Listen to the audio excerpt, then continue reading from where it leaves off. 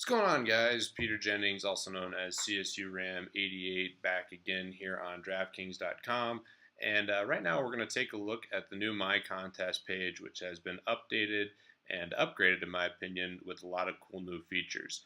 So, just at first glance, a couple different things going on here. You can see the possible winnings for the contest that you have coming up. You also have the timer showing when your next contest starts, and then you have some information about your upcoming contest, entries, and lineups. So I think this is a really nice overall view of what's going on with your upcoming games or your completed games or your history. Some other comments here just real quickly pertaining to the history.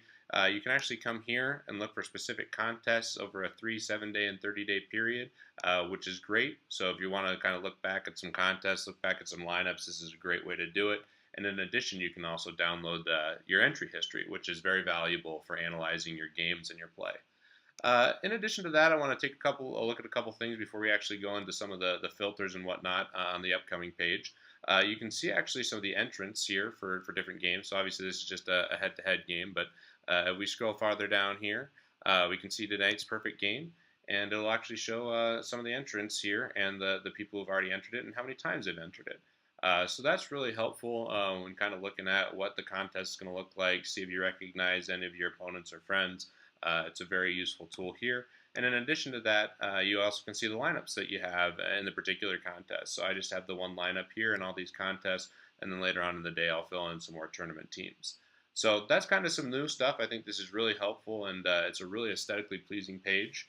In addition to that, you can also filter your upcoming contest by different things. So for me personally, it's nice to kind of take a look here and see how things are filling up and where my games stand in terms of buy-ins.